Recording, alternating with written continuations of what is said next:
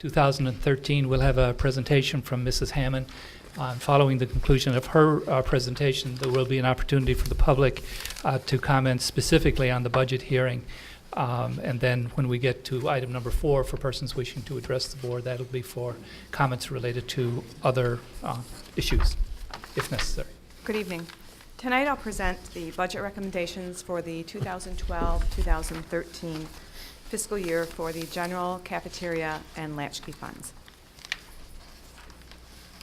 Just to go over the budget factors that impact the development of the 12-13 budget. The foundation allowance, I think as everyone knows, the foundation allowance is what determines generally our revenue. And although we have not been advised yet by the state as to what the final foundation allowance number will be for 12-13, this budget includes an estimate of the foundation allowance at $7,494 per pupil. Enrollment, we project that the enrollment will decline again this year. Following a portion of building budgets has been reduced by approximately 40%. On the screen you have the revenue side of our budget. You can see that the local source revenue is down, and it's based on the taxable value that we've been notified by the County Equalization Department, which is $1.5 billion and $730 million in non-primary residence taxable value. The net state sources on this budget show the reduction due to the decreased pupil count that I mentioned earlier. And then also the state sources have been adjusted for some categoricals that we think will be in the 12-13 budget from the state, which include best practices, performance, and a retirement offset categorical. The federal source revenue, has been adjusted for Title I and Title II carryover funds, and a substantial reduction of the EduJobs funds that we received in the last fiscal year. The other transactions show an increase in the overhead allocation to the Latchkey Fund. And this revenue, as you can see, is a total of over $1.3 million less than the revenue currently budgeted in the 11-12 adopted budget, and is actually $4.6 million less than the audited 10-11 budget. On the expenditure side, each category in the expenditure side that includes personnel costs includes the retirement rate at 27.37% and the applicable health insurance premiums. The expenditure side also includes, as I mentioned earlier, discretionary building and department budgets reduced by 5 to 7%, an increase, or rather a decrease, in the utility costs anticipated as we continue to work on our energy conservation program and continue to buy energy more efficiently and effectively. In total, the expenditures here represent about $1.4 million less than the current budget and over $3.4 million less than the 10-11 audited budget. And the reductions in this 12-13 proposed budget are consistent with the parameters developed through the Board of Education workshop and outlined at the April 23rd board meeting. So in summary, the general fund budgeted revenue for 12-13 is just under $40 million, $39,844,000. Total expenditures budgeted $40,576,000 for a deficit or revenue under expenditures in this budget of $731,000, which is very close to the target that was presented at the last board meeting. So now to look at our fund balance and what we expect our fund balance will look like all the way out to June 30, 2013. You can see that in the top section, we started this year with an audited total fund balance of $6.1 million. Based on the current budget that's been adopted for 11-12, we would anticipate the fund balance at June 30th, 2012 to be no less than $5.2 million. And based on our projection for 12-13, we would anticipate that the fund balance at June 30th, 2013 would be no less than $4.5 million, or just over 11%. And on to the two ancillary funds, the cafeteria fund and the latchkey fund. So the cafeteria fund, we're projecting a deficit in 12-13. Obviously, the cafeteria sales are impacted by the economy. The revenue will decrease slightly due to our declining enrollment, and this budget does include a 15-cent price increase for lunch, which leaves us comparable to our neighboring districts. Latchkey fund. The latchkey fund also shows a slight deficit, but as you can see, just like the cafeteria fund, there is fund balance in both the cafeteria and latchkey funds. And this includes a rate increase of approximately 3% and an increase in the indirect cost reimbursement that the latchkey fund pays to the general fund of $15,000.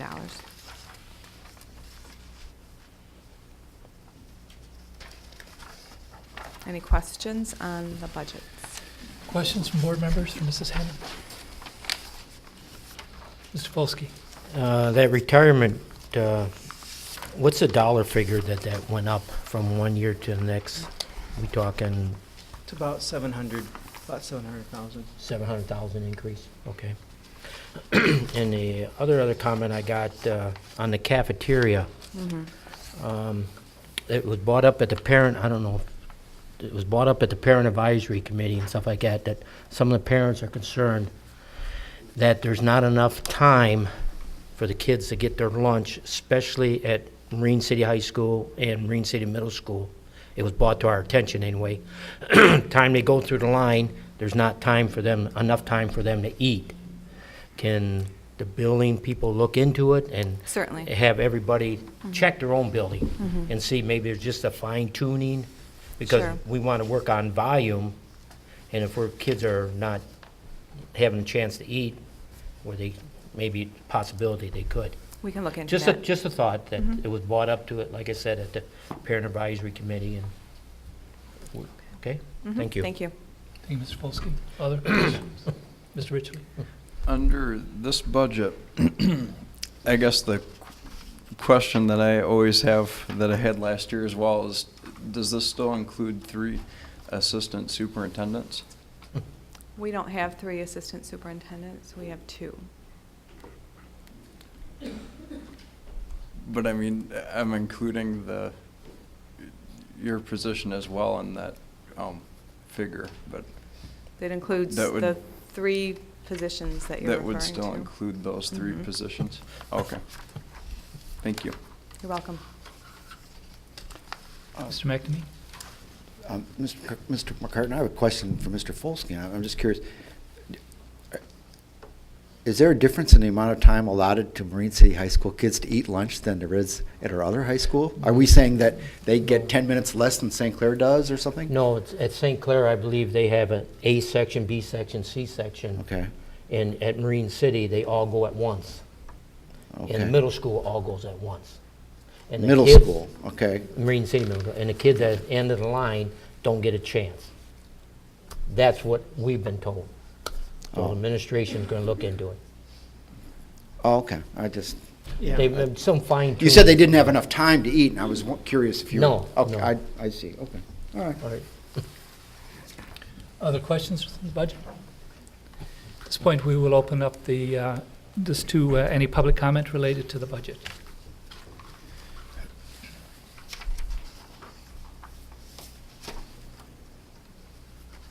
Hearing none. Thank you, Mrs. Hammond. The budget hearing portion is closed. We'll move on to the consent agenda. A motion would be in order to approve the consent agenda, including the approval of minutes, payment of bills, financial statement, and schedule of investments. So moved. Moved by Mr. Beaver, Support. supported by Mr. Kletcha. All those in favor of the motion signify by saying aye. Aye. Opposed, like sign. Motion carries. We'll now pause and recognize any persons wishing to address the board. I don't have any cards that have been filled out. Oh, yes, I do.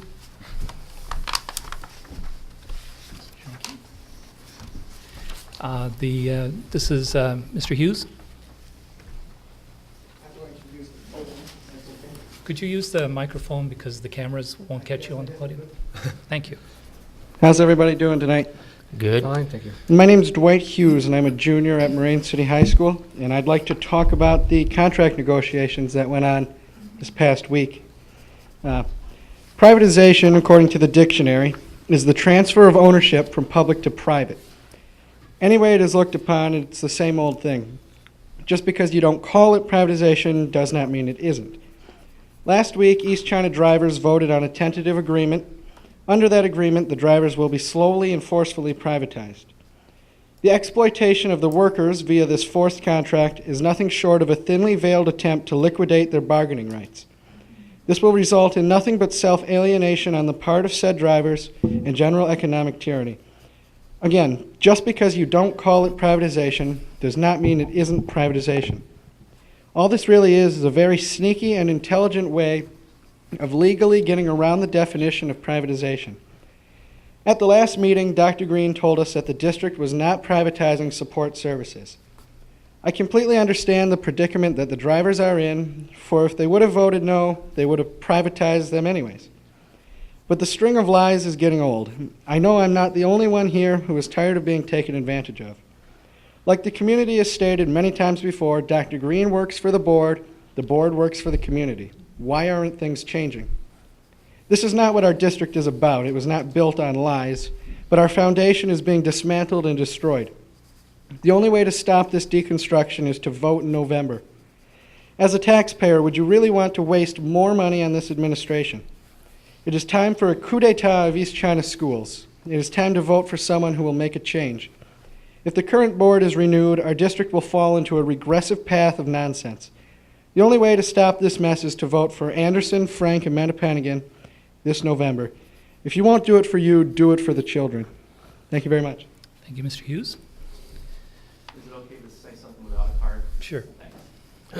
You can fill it out later. We know who you are. Thanks, Scott Anderson. Just really briefly, because these are fairly tense times and we've had some very, emotional meetings and so on, I just want to make sure we're dotting our I's and crossing our T's correctly. If you look at the agenda item 8, it says for the purpose of discussing negotiations, and according to the Michigan Open Meetings Act, it's a little more specific why you're allowed to get into closed session, and I'll just read it. It's one sentence. For strategy and negotiation sessions connected with the negotiation of a collective bargaining agreement if either negotiating party requests a closed hearing.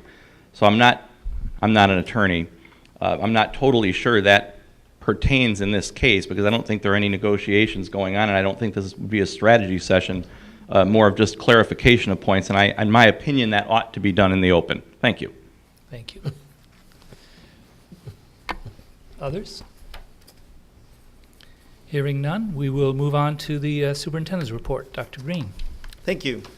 Teacher Appreciation Week was this last week, and all of our buildings held celebrations. We are certainly proud of our teachers and appreciate all that they do and the efforts that they put forth each and every day. We have made a lot of gains in our student performance, and that is in great part to our teachers, and so a big thank you to all of our teachers for their great effort. The graduation schedule is set up for June 3rd, which is a Sunday, 1 o'clock at Moraine City High School gym, and then 3:30 will be up here at Performing Arts Center for Riverview East, and then at 6 o'clock at McMorran for St. Clair High School. Congratulations to all of our graduates and parents.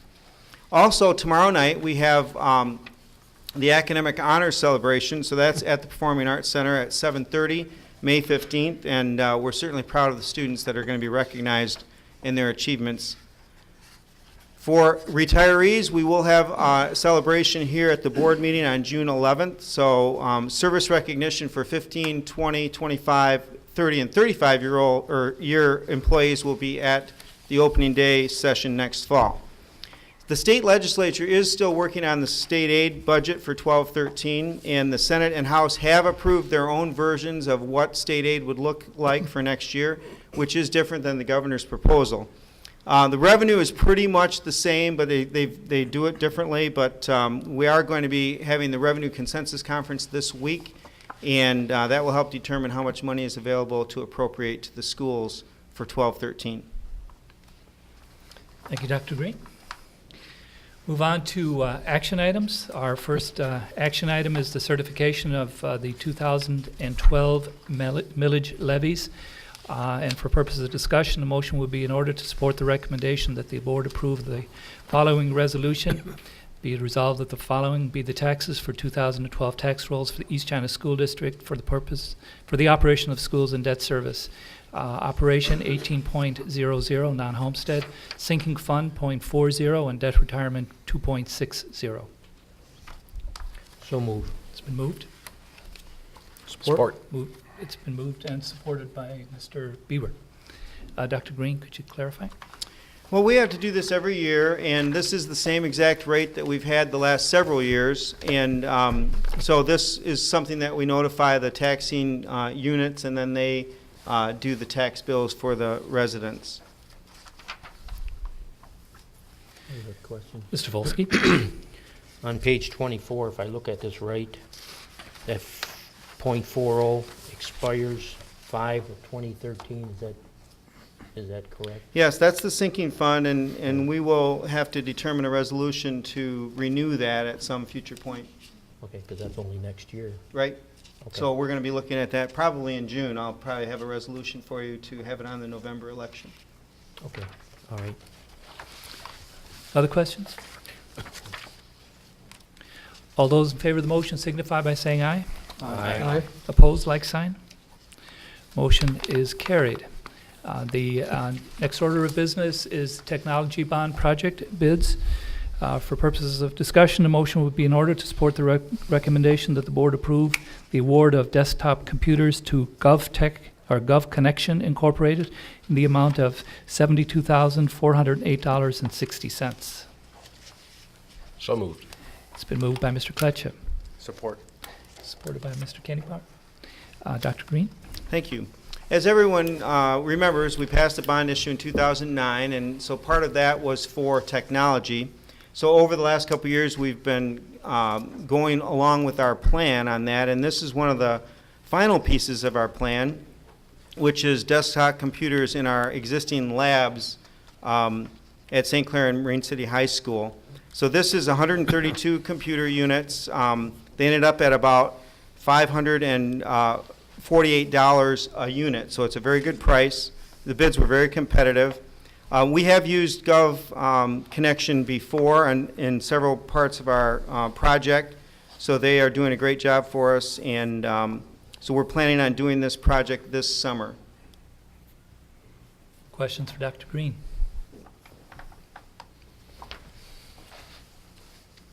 Hearing none, all those in favor of the motion signify by saying aye.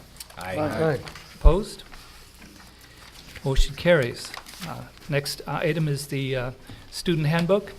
For purposes of discussion, a motion will be in order to support the recommendation that the board approve the elementary, middle school, and high school student handbook revisions for 2012-13 as presented. So moved.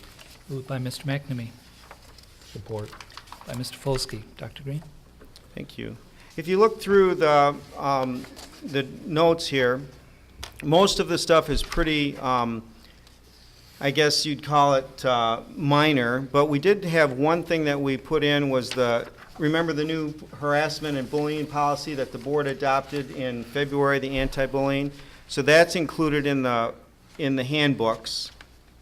And then we did add the head lice thing that was talked about last fall. That's included in the elementary handbook. In the middle school, there's a lot of minor changes and little things here and there, but the harassment and bullying is in there as well. And so that's the change there. And then the high school, we did add in about the prom, 9th grade students not attending the prom. That has been the policy, but it was not in the handbook, so that was added in there. And self-reporting on student athlete violations. And then for Riverview East, we've got some changes there with the mission of the school. Questions for Dr. Green? I got a couple. Mr. Polsky? On page 34, you added Marine City High School students are not permitted in the middle school or Riverview East at any time. I'm just a little concerned about that. If a student wants to go to help out another student, or what do you call it? They would need permission. Can they get, Yeah, if Okay. they had permission, then that would be, or if they want to go over and pick up their younger kid, yeah, they would need permission or who would they get that, the assistant principal? from then? their office. Yeah, they'd have to get permission from the office to go into those Okay. buildings. And that's really the way it is now, it's just clarifying. Should we put something in there that, or just leave it the way it is, and it's just an understanding then? Yeah, the idea is that they're not allowed there, Correct. and then they'd have to get permission if they were gonna be there, Okay, just like so they- anything, so yeah, They can get permission. absolutely. Okay. And on the Riverview East, the lunchtime, is that falling in line between the high school and the middle school? You know by chance, time-wise? That's the current plan for the lunch right now, and that just goes along with the lunch schedule. If we need to adjust that, we would do so, and we would Okay. adjust that accordingly. Okay.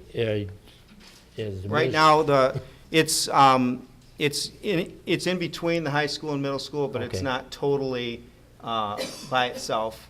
Okay. The other That's still an question issue that is, has to be worked out. Is the administration decide if they're going to have a closed campus or open? We have or- not decided. That's still, okay, to the jury, okay. That's all I have. Other questions? Hearing none, all those in favor of the motion signify by saying aye. Aye. All right. We're, move on to the RISA board budget resolution for purposes of discussion. Motion would be in order to support the recommendation that the board approve the following resolution, which is present in members' materials, indicating that we have reviewed and support the RISA budget for 2012-13. So moved. Moved by Mr. Bewer, Support. by Mr. Kletcha. Dr. Green? Well, this is the law that is a little bit uncomfortable and awkward for people, but the new law is from the last few years ago that each local constituent district from the RISA has to review and approve a resolution indicating that they've reviewed and support the budget. So it doesn't mean we have control over their budget. It doesn't mean that somehow we are over them or anything like that. It's just designed to improve communication between the local districts and the RISA. They are their own governing board and they determine their own budget. So I know there was one thing that was discussed this last week amongst board members was that there was an increase in staff costs, particularly administration for the RISA. And that went along with what had been agreed to with the union contracts. So they had gone 2 or 3 years with a 0 increase, and then they gave a 1.5% increase for next year. But they made reductions in other areas, so that was the explanation that was given on that. So other than that, I know that this is awkward sometimes for board members, but that's the reason why it's on the agenda, and so that's the story. Mr. Richard? First of all, I think that the reason why we have to do this every year is kind of accountability. And the thing that kind of irritated me, I guess this year was reading through it, and Mr. McNamee was actually the one that pointed it out to me, but I complained about our administration and how much they're getting compensated, and yet you look at their compensation at RISA, and I mean, it's like, you know, if I'm gonna complain about ours, I sure as heck better complain about the amount that they're getting compensated. And you look at their superintendent who is already collecting a retirement and he's getting a bunch of kickbacks from RISA, the taxpayers of this county. I don't think it's right, and I think that it's something, you know, it's our responsibility to read through their budget and vote on it. It's not something to be taken lightly, and so that's why I will be voting no on it tonight. And the other thing is there was a letter from Amanda Zaber that she sent to, I'm not sure who she sent it to, but eventually an email from Mr. DeGros came to me responding to her letter. So I kind of searched for it to find it, so I got a hold of her to send it to me, and she was complaining about how they privatized busing and they cut their health care, their retirement, and their pay, and yet these people at the top that are getting paid, you know, huge money or whatever, and they're getting a bunch of kickbacks this year. It's not right, and so that's why I'm voting no. Thank you, Mr. Ridgely. Mr. McNamee? Well, first of all, I did not complain, let's be clear, about our administration and what they were getting paid. That was, what I did indicate, however, was that when you brought up the point of your viewpoint on that, I indicated that Mr. DeGros and his people were doing pretty well by comparison. And Dr. Greenman, you indicated that the board has discussed this week. You're not talking about our board, you're talking about at least Their board. your board. Okay, that's I understood that, but I want to make sure that everybody else does.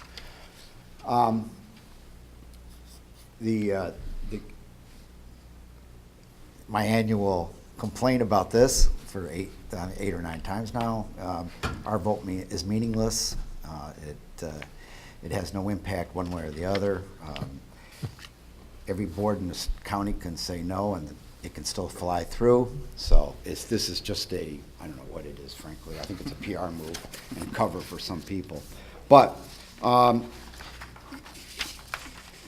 letter that I just saw tonight from Superintendent DeGros and Mr. Beatty, who's the president of the St. Clair County RESA board, I found a little disingenuous. For example, Mr. Gross says that, and we've been given this letter tonight.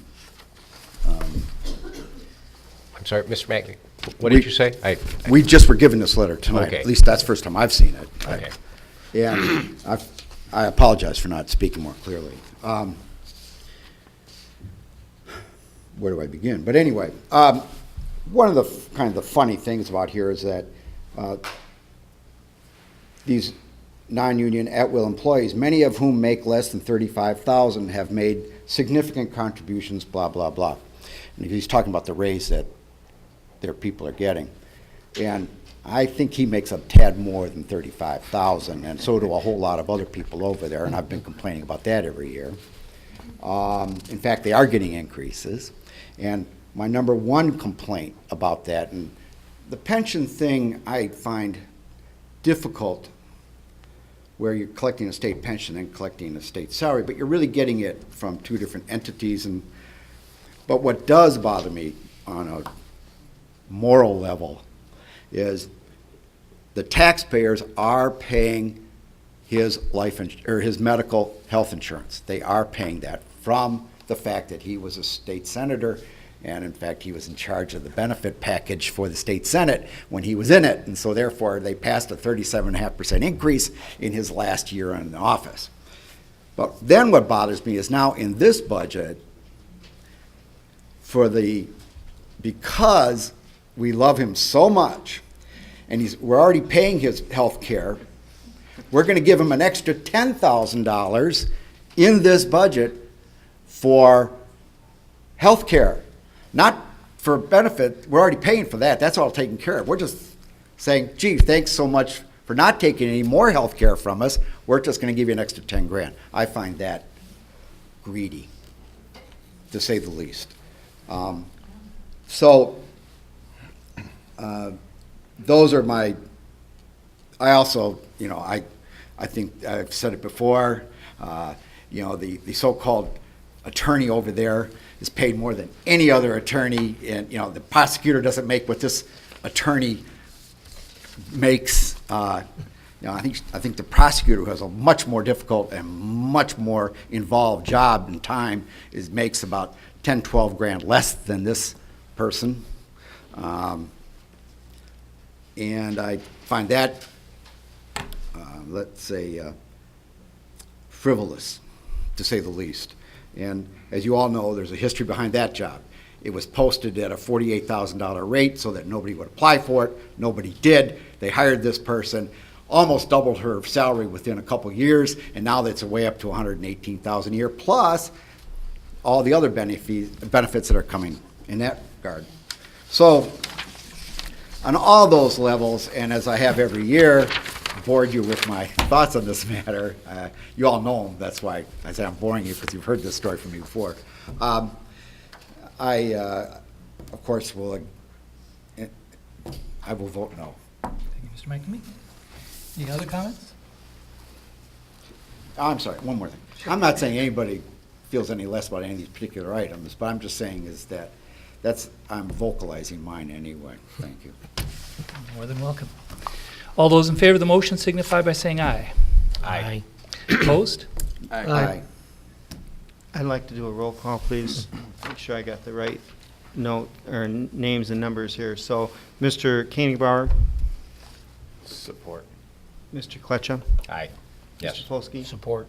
Mr. Beaver, No. Mr. McCartan, Yes. Mr. Richley, No. and Mr. McNamee. No. Okay, thank you. Motion carries 4-3. All right. The next item is the board calendar, which you have before you. It goes from, as was already mentioned, the Academic Honor Celebration, which is tomorrow night, through 2013. At this point, a motion will be in order to go into closed session for purposes of discussion of labor contracts per the Open Meetings Act. So move. Been moved by Mr. Polsky, Support. by Mr. Pletcha. All those in favor signify by saying aye. Aye. Aye. I'm sorry, Mr. Richley? I think, what was the purpose of going into, Discussion of union negotiations. but the question that I guess what I'm trying to ask is, why do we need to, are negotiations already over? I guess that's Well, part they of, aren't over until the board hears what the strategies were and understands what the tentative agreements are, and then when the board comes back into open session, if there happens to be any open discussion, there can be at that time, and then the board would vote on a tentative agreement. But it's certainly proper, and altogether, exactly what we should do is to understand what you're going to be voting on. So we need to go into closed session to do that. and I guess as follow-up, as you can see, item number 9 is, depending on the outcome of the closed session, there will be a vote on ratification of tentative agreements prior to adjournment. But I would think that we would do this and then vote to ratify the agreements at a meeting after this. You're welcome to vote no on the motion. Well, as a matter of discussion, I think that I would respectfully disagree with Mr. Richley in the sense that